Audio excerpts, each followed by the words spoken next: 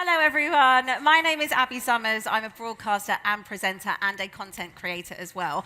I have the most amazing panel of such special people joining me today. So I am going to let you all introduce yourselves because I feel like how could I do you any service, really? You have to do it yourself. So introducing you first. Yeah, hi, I'm Alison Lomax. I'm the Managing Director of YouTube in the UK and Ireland. I love the sports aspect of my job, but I'm also incredibly passionate about football outside of work. I'm one of those frustrated women in their sort of 40s and 50s, I'm in the 50s bit, who couldn't play football when they were younger because it wasn't an option, and so I channeled all my passion into my kids and my two daughters who play, and I was a trustee of our local grassroots football club for 4 years. Which became one of the biggest in England. So that's probably one of my biggest achievements in life. So yeah, so it's fantastic to be here. It's an amazing conference, and it's always been incredible to be at Wembley. Perfect. Hi, I'm Rhyanna. I'm a presenter and a content creator. So I've been in the industry in a different aspect for nearly 12 years now. I started doing modelling, and I was playing football at the time for Charlton. And through balancing both of those, it caught the attention of Nike, which is an insane sentence. And through that, they'd done a profile on me, and I started to work with them throughout the next year, which took me to the World Cup in 2019, the Women's World Cup in France, which I was lucky enough to be a kid reporter on the ground. So that was my first job in women's football, and I'd done my first ever player interview, which was Steph Houghton, the then England captain, which was a surreal experience. It's not a bad first. No, a terrifying Go to the first, top. an absolutely terrifying first, but the most incredible experience. And then off the back of the Euros, I realised there was actually a bigger market and more people cared for women's football than I'd ever thought was possible growing up. So I started TikTok, and off the back of that, booked this commercial for Sky Sports for WSL, which is where I met my now agents at Tongue Tied, and really started honing on my craft, making content and updating women's football fans and learning what a women's football fan looks like. And I've been really lucky. I've worked with some of my favourite brands. I work at Arsenal at the moment, which is incredible as well, and starting to go into broadcasting a bit more with likes of BBC. Amazing. Done so much. And how old are you? I'm 19. And she says she's been in it for 12 years. I'm like, oh my God, I'm feeling old. Let's come to you. I'm Lisa Parfitt. I am the co-founder of a sports marketing agency, The Space Between. I'm also a director and on the board of Women in Football.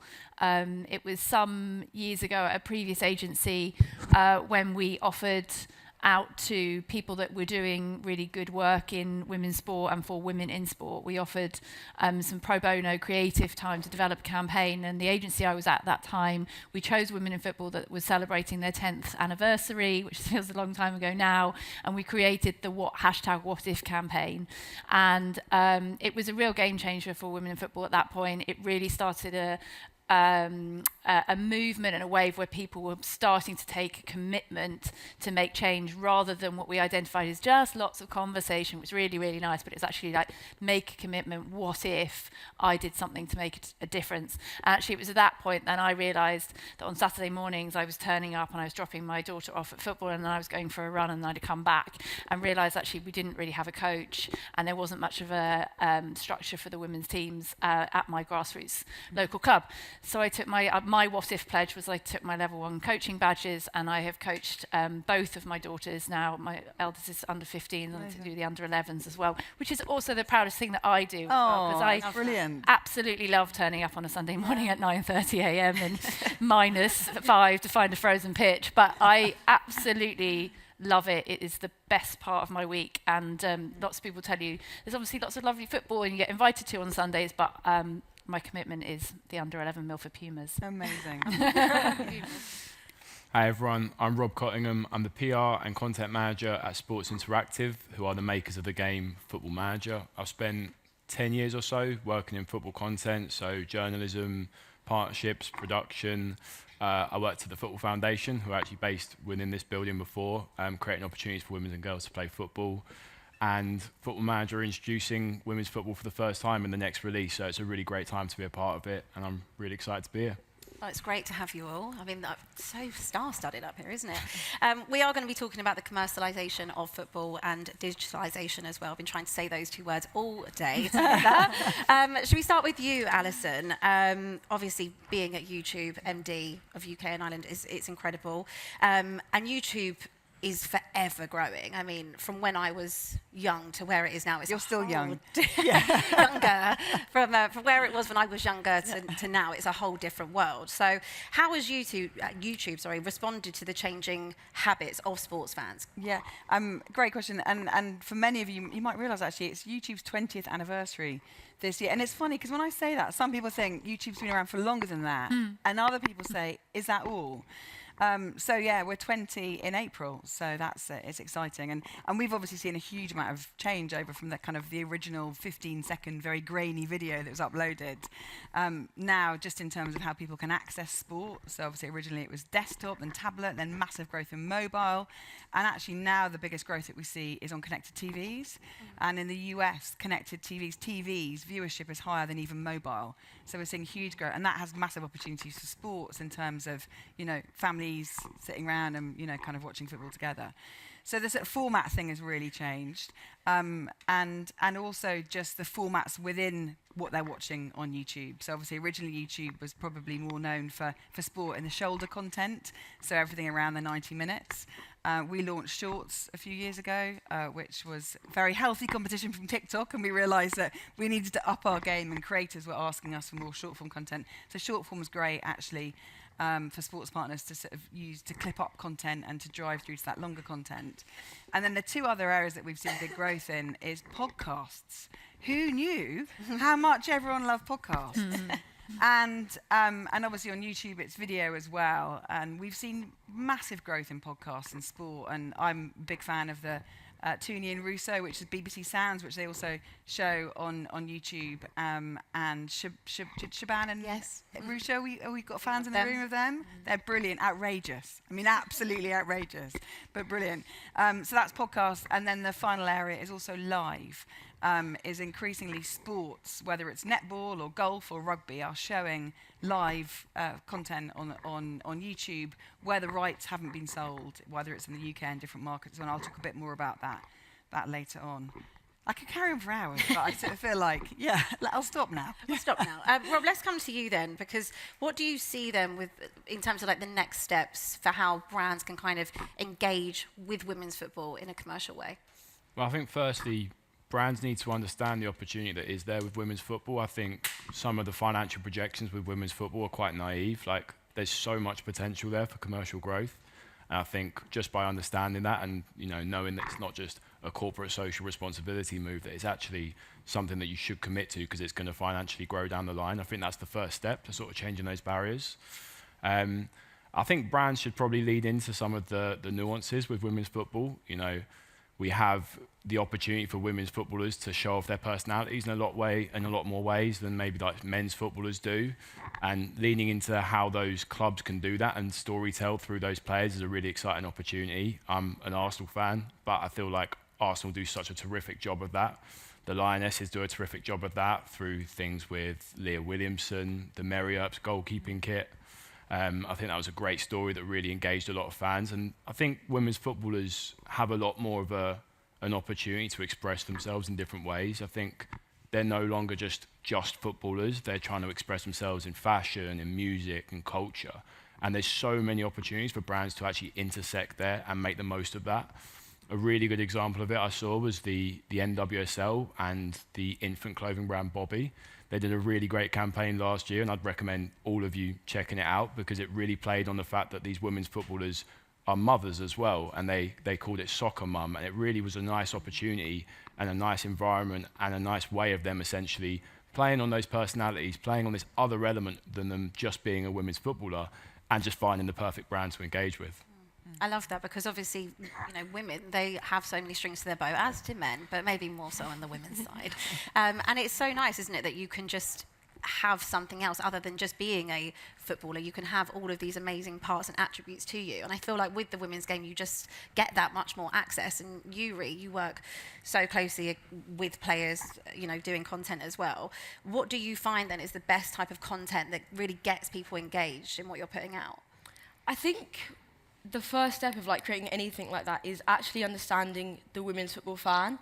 They aren't your day-to-day football fan who have watched the game since they were a kid with their dad and been going, to the games. And it's not the same experience for a lot of women who even just watch football in general. And I think the biggest part, similar to what you said, Rob, is the fans love seeing players as people. One of the special things about the women's game is the accessibility. Fans feel that they're close to the players, and that's something that you have to follow through when you're crafting that content. So it doesn't have to be a sit-down interview where a player's asked 4 questions about the game and they're asked tactical analysis. It's them being fun. It's them, what do they do outside of football? What's their favourite meal to cook? Like, what makes them away from the pitch? You know, fans resonate with players because there's so much representation and that they can see themselves in players. So the last thing you want to do when you're crafting that content is to strip that away and strip away what makes them and what makes them the idols that they are to people. So I think things like, you know, just fun, like player day in the lives. For example, I'm sure we've all seen Fionn Morgan. She plays for Bristol, and she's been creating the most incredible day in the life content you'll ever see. And it's such a basic format for content. It's so simple, it's so easy for her to create, but she just gets it. It's something we've never seen before. We've never seen a player give fans this much of an insight to what a day-to-day looks like, the kind of things they get up to in the gym. They get to see the player relationships. They get to see who in their club and who gets on and who are the friendship groups and things that they like to do. And I think the most important part for the women's football fan is to see the players as players. And I think Fionn is someone who does that incredibly, and she's completely shifted, you know, and she's open eyes to brands about actually what women's football content should look like. It's such a good point you make, because this is where I feel like maybe one of your strengths is when you're looking at how marketable, you know, these players, these women are. I mean, that's what brands are going to want, isn't it? You're investing in not just, I guess, the footballer, but the person, aren't you? Yeah, absolutely. The players make up so much of what has become such an attractive investment.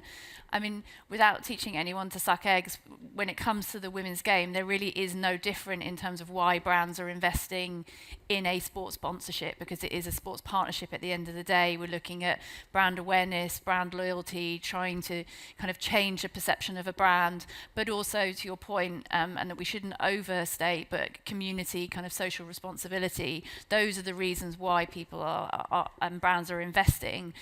But to be really honest, the reason why we're seeing such a shift at the moment is that for a very long time the narrative was it's just not big enough.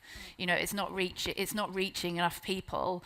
And what's happened over the last 5 years is we've reached kind of a critical mass, and the women's football has moved away from being a little niche and on the fringes to being something that is, I mean, culturally it's culturally changed, right, where it's become socially acceptable now. And so, you know, everyone's into it, everyone wants their children playing it. It's seen as kind of a really healthy place to be. It's kind of family friendly.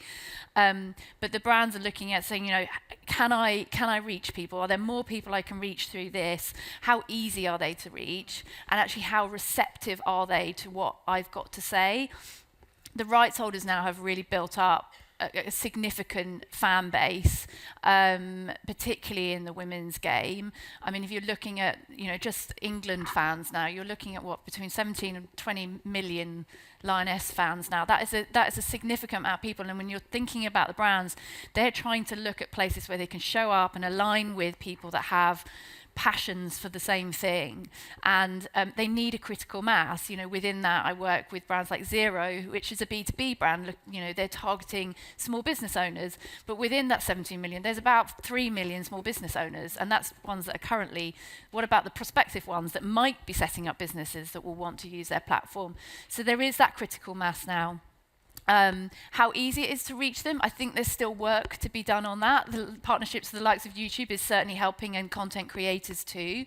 But I think there's still work to be done in terms of the first-party data, how sponsors actually access that first-party data and target fans.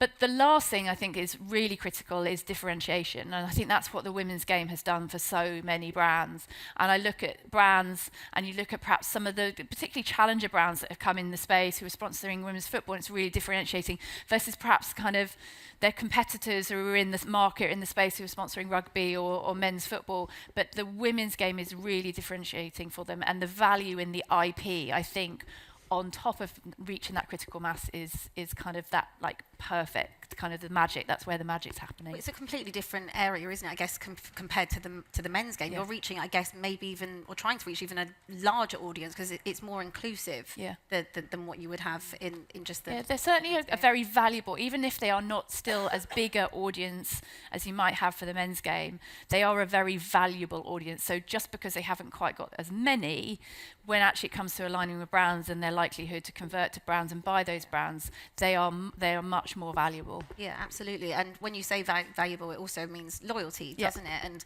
Rob, in the women's game, we know that loyalty can be perceived maybe differently to how it would be in the men's.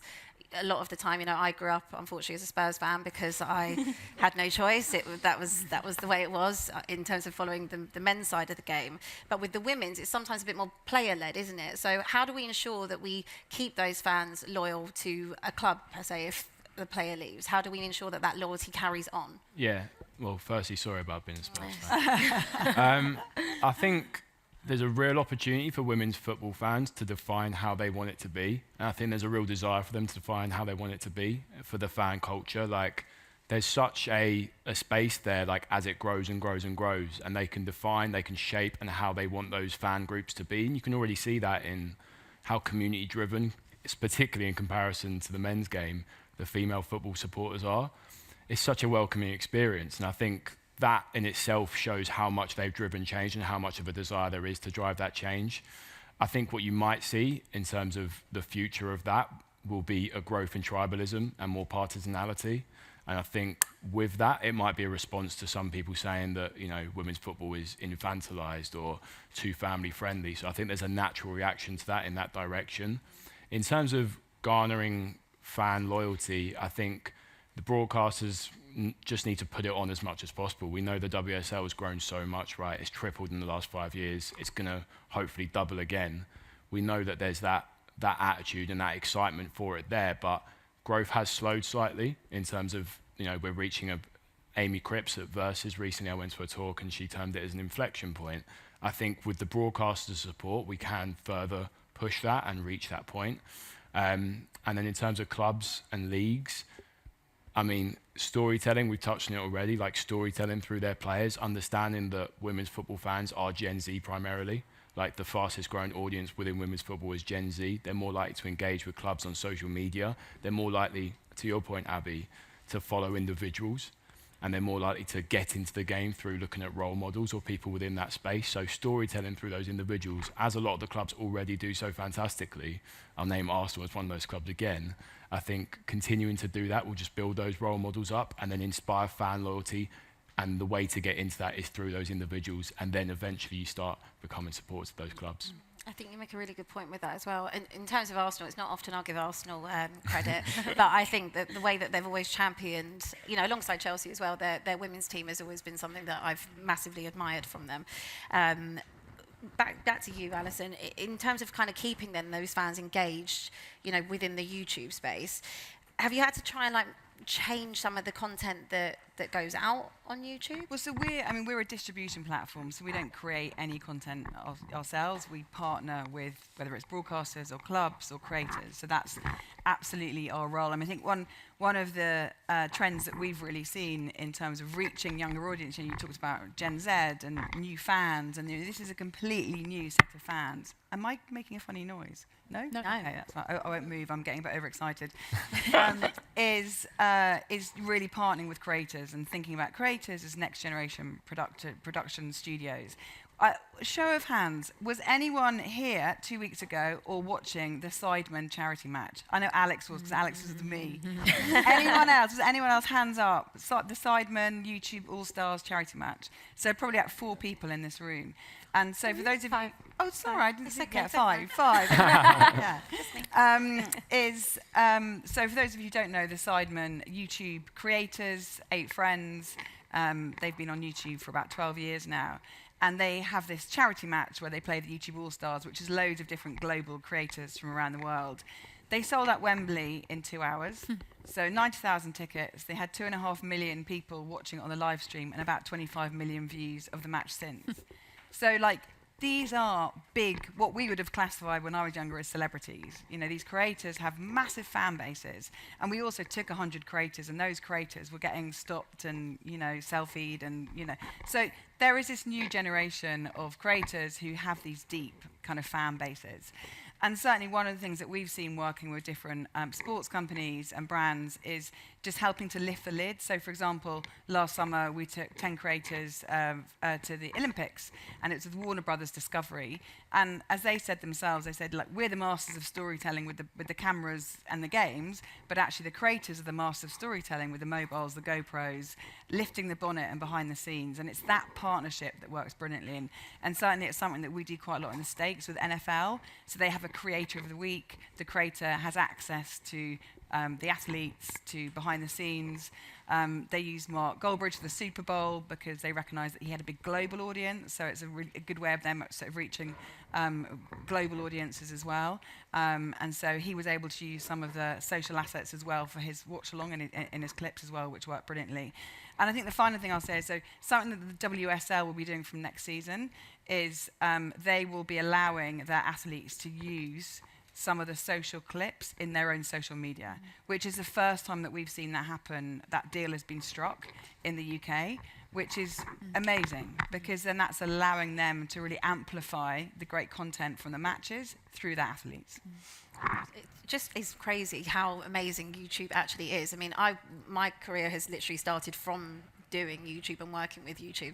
Someone I work really closely with is Robbie Lyle, who yesterday won an SJA, which is amazing, inconceivable that someone who started with a borrowed mic and a camera and a YouTube channel would now be winning an SJA. Exactly, and he, you know, he said it's literally the proudest thing of his career. The fact that he has won a very established journalism award from his interview with Keir Starmer. There was also a fun. Have you spoken to him about the interview with Keir Starmer? Yes. That was very funny about. So he was walking around Emirates Stadium with Keir Starmer, and an Arsenal fan came up and said, "Can I have a photo? Can I have a photo?" and handed the camera to Keir Starmer. Wanted a photo of him and Robbie. Who is the nicest person ever. I thought that was brilliant.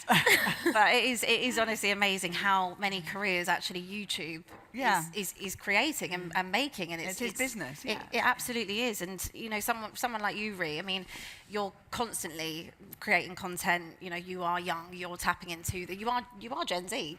Let's be honest. Where do you kind of see then the growth of this going? If we think about the next 5 to 10 years, where will it be in the next 5 to 10 years?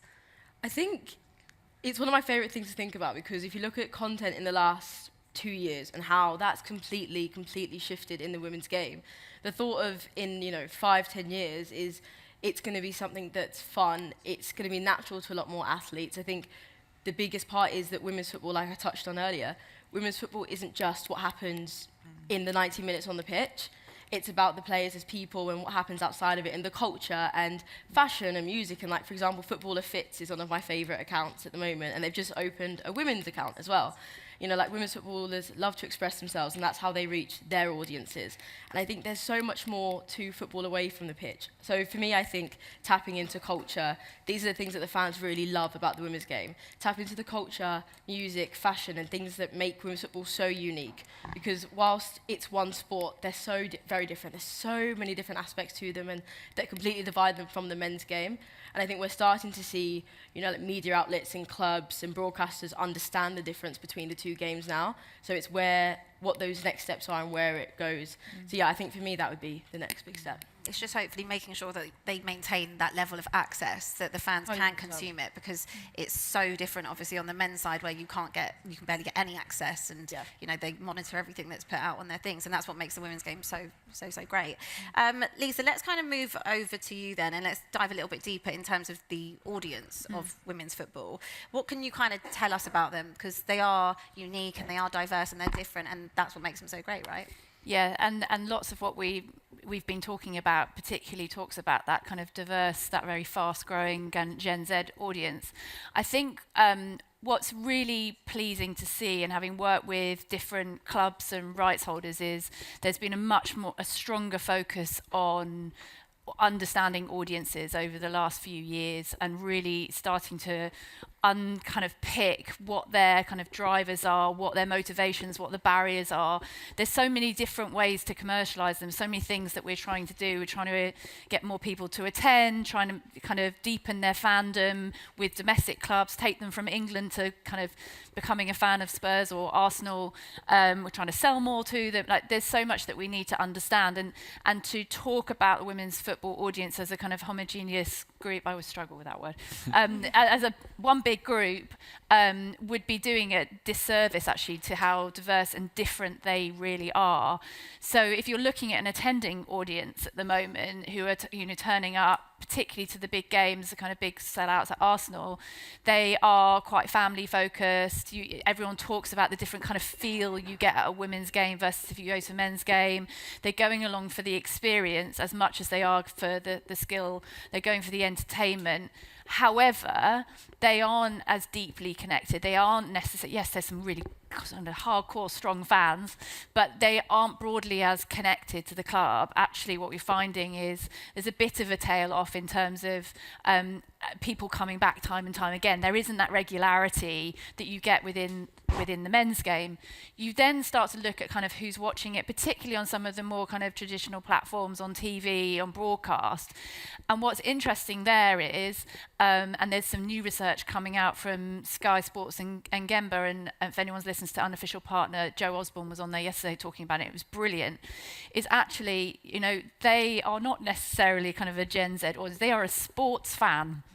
And 80% of people that are watching women's sport on Sky are also watching men's sport too. And it's 75% within football are watching men's football and women's football. And that is a sports fan. And there's a real danger that we can get quite obsessed with the kind of growing and the young audiences, which we also have to focus on, and forget that this is a sports product. And so much of the core of it is all of what we love about sport is about the excitement and the skill and the rivalry and all that really great stuff.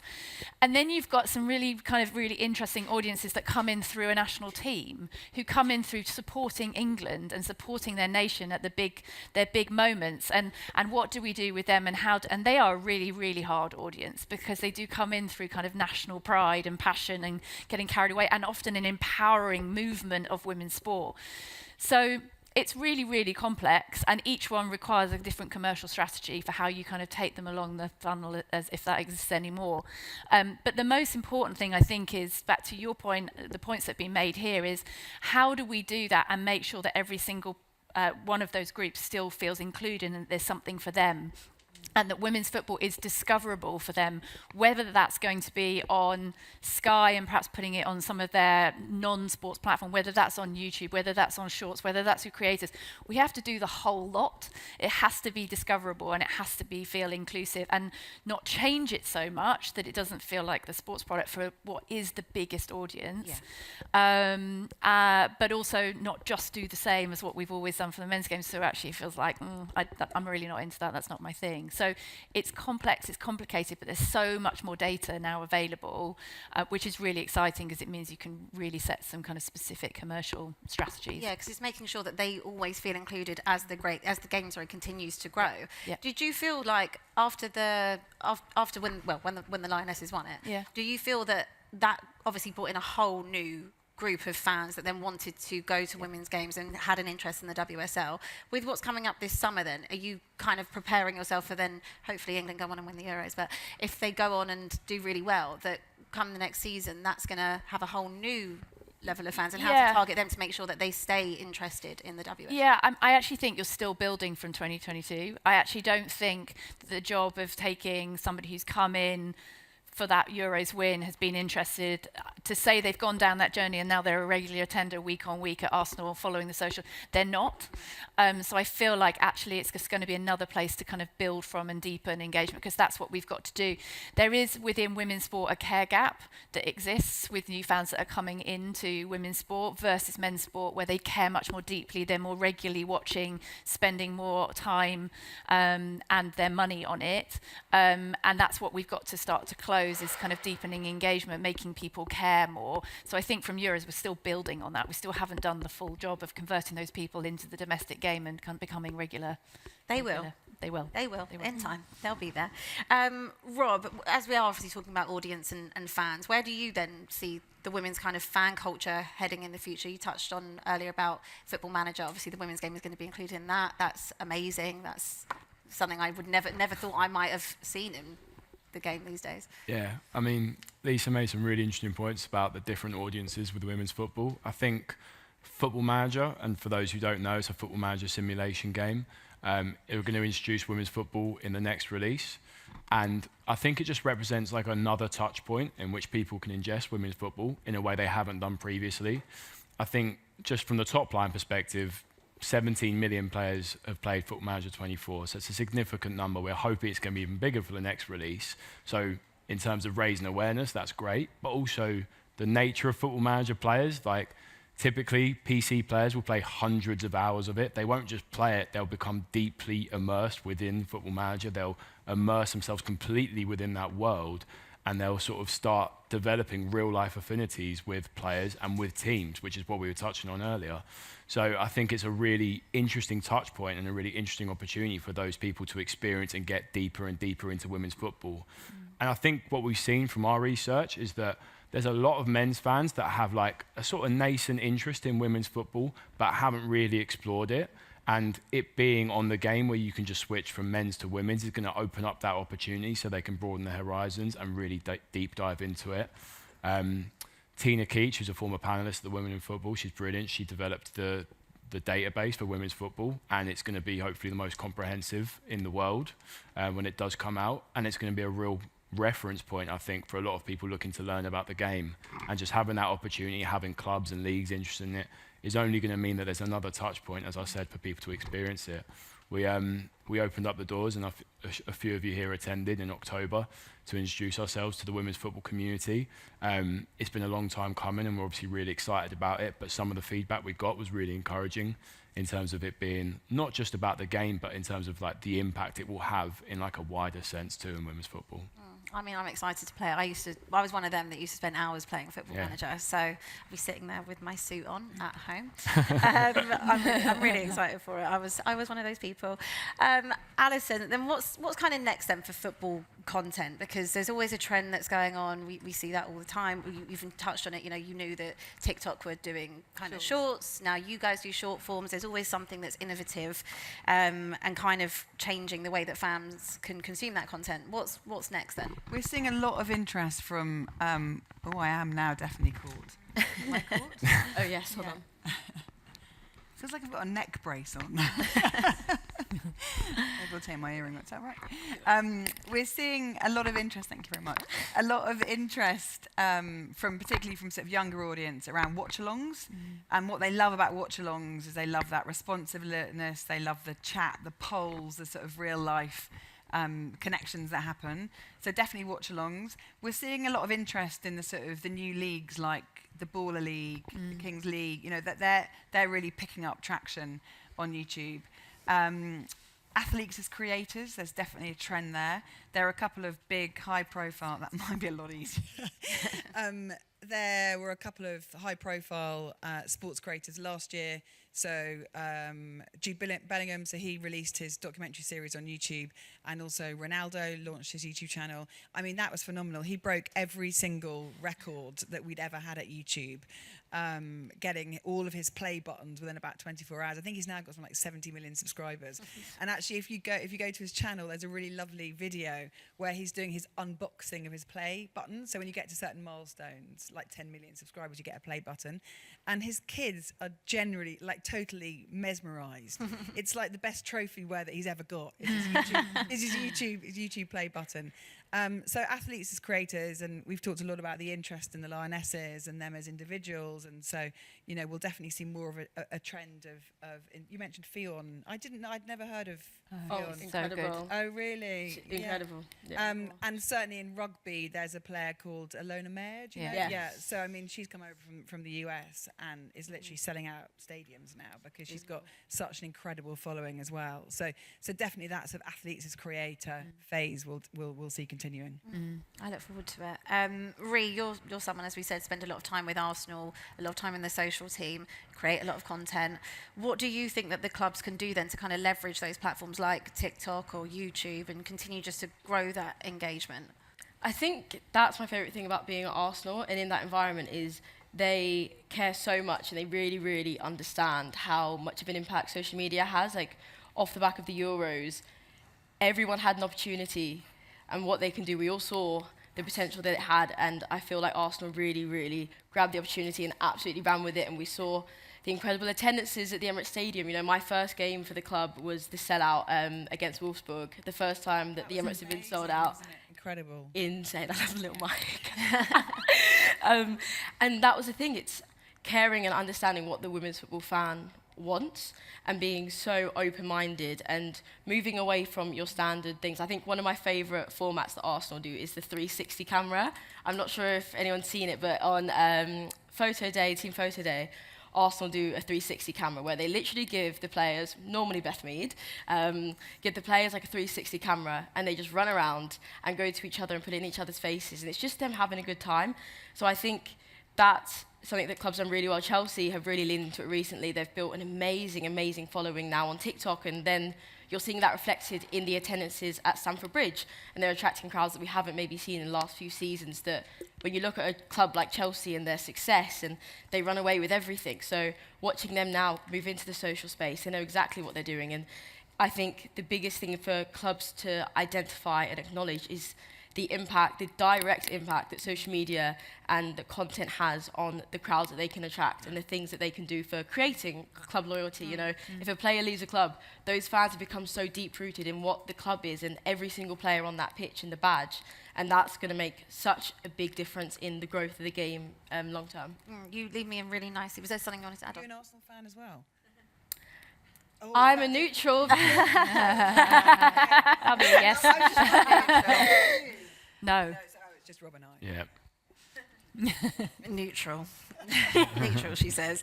I want to be a broadcaster, guys. I'm not saying it. It led me on really nicely back to you, Lisa, because as Rhi was saying, you want to keep that loyalty. So what more than can clubs do themselves or the leagues do themselves to make sure that commercial appeal to brands in the women's space stays even after a player has gone?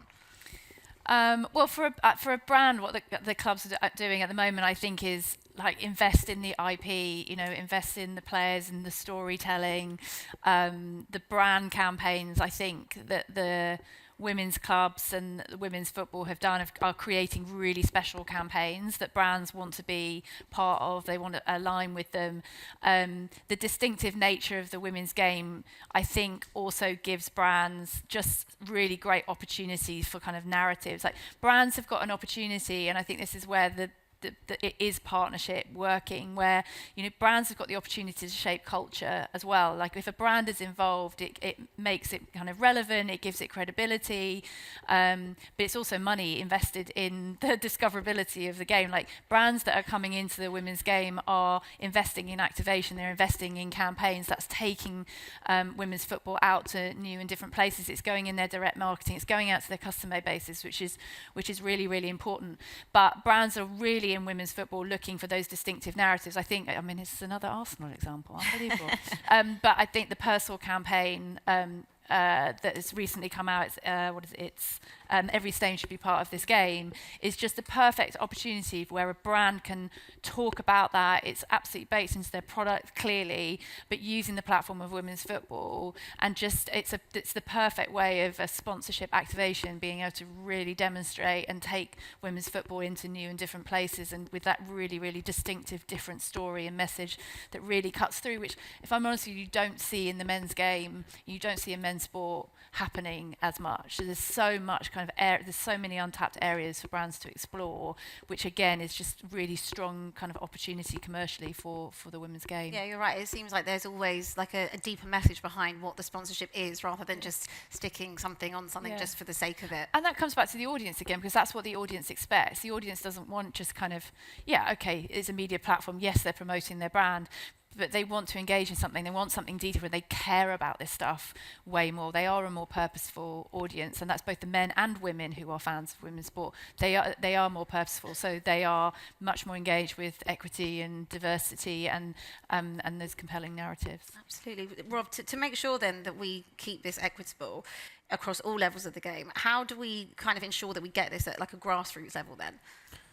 This is going to sound a bit like a call to action, I guess, but I think it's so important that we do it from the bottom up. Like, obviously, we all agree with that, but I think implementing that change, reducing the barriers for people to play football, women and girls to play football, ensuring there's equal opportunities, making sure that enough facilities are there so people can play football. I used to work for the Football Foundation, as I said, who are based here. They did fantastic work through the Here to Play, Here to Stay campaign, in terms of creating hundreds of thousands of opportunities for people to play football and ensuring equal facilities there. The Premier League spoke earlier, and obviously they're doing similar things, but we need to continue that work to embed that. It will be a long-term play, I guess, because you need to sort of see that culture eventually take root, but more importantly than, although we'd all like to create the next Lioness from those facilities, like more importantly than that, it's all about implementing that change and basically having that organic fan growth, and eventually that will lead to supporter growth and different ways like that. And I think that is essential if we're going to really get to that point. I think there's probably work that the clubs can do in terms of continuing to celebrate role models, right? And ensuring that if there's a story on Leah Williamson, continue to storytell with them, because as we said before, we know that certain sections of women's football fans are more likely to follow individuals as a pathways into it. So just storytelling through those players, heroing them as they should be, and just championing all the things they do, and making them role models and making them heroes. I think there's an element of that we do, and I think we should just continue to lean into that to grow that. And I think finally the WSL, I think we obviously have a lot of investment in the WSL and WSL Championship. I think we've all seen facilities that are a bit lower down the pyramid and they're not quite to that level. Just ensuring that sort of redistribution of wealth reaches the lower reach of the pyramid is really essential for that growth. And I think it's probably one of the reasons why everyone was a little bit concerned about the WSL no relegation policy that was proposed too. Yeah, that makes a lot of sense, to be fair, as well with that. We'll finish off before we open up to the floor with you, Alison, because as we've said so many times, YouTube is just such a massive player, especially in the sports market now. And you've really just been at the forefront of it massively, queen of digital, really. Obviously, years change and things happen and whatever. So how do you manage to kind of make sure that with everything that's changing, people are still perceiving YouTube in a great way and moving it forward, and how people are consuming it as well? Yeah, I mean, in terms of sort of scale now, it's a phenomenon. And I think, when people sort of asked us to describe what YouTube is, I mean, it's never been before, has it? It's completely unique, particularly in terms of sport, in terms of the content that we get from broadcasters and partners and creators. It's really a sort of a one of its kind. So we have over 2 billion users globally who come to YouTube every day. And in the UK, over 90% of every age group, every demographic uses YouTube as well. So it's sort of it hits all ages. It's not just the youngsters. So I would say one of the things that we're really focused on is how we work with broadcasters. And to your question earlier, we're very much a distribution platform. And I think the greatest success that we've probably had recently is, and you mentioned, Rob, WSL, but just in terms of how they structure their rights. So obviously, is anyone from WSL here? I'm not gonna pick on you, but you can correct me if I say anything wrong. But I think it's a really smart model, because obviously it's the rights are with Sky and the BBC. Sky does an amazing job of promoting WSL within its programs, in all its platforms. But what YouTube has done this year is it's replaced the FA player, and it provides free access. And I think for sport, particularly when it's nascent and when it's growing, what it provides is it provides that accessibility, and it's that's really critical. And I think what we've been able to do is obviously commercialise the platform as well, so selling sponsorship to Skoda and also Google Pixel. Handy when it's in the family, although not always easy. So we've been able to commercialise, but I think more importantly, we've been able to provide the insights then from attracting a global audience that WSL can then take to other broadcasters in other markets. And what we always tend to find is there are pockets of audiences that that partners don't expect to see. They might have sort of massive following in Indonesia. They had no idea they had this captive audience. And so what YouTube can do is it can provide insights as well that's just really helpful to be able to drive other commercial partnerships as well. It is amazing. I'm a big fan of it. Shall we open the floor up? That is good timekeeping, wasn't it? The 5-minute sign. Perfect. Sure. Thank you so much, guys. It's really interesting. My question is around, we've spoken a lot about the positive sides of growth and commercialisation, but I think there might also be some negatives and challenges, especially on the point of you guys saying how great the accessibility in women's football is, and a great part of that is how much we see the players and that side of things. But already with the growth, we're seeing things like media access and things being limited a little bit. And I guess from your perspective, with those things happening, how do we continue to be creative and make sure those stories are still able to be told? Who wants it? I think I think the biggest part of it is acknowledging, it links back into understanding the women's football fan. And I think obviously it has been hard. I mean, I think anyone who's in the media in this room has noticed that it's been a lot harder to get, even just accreditation for games and stuff.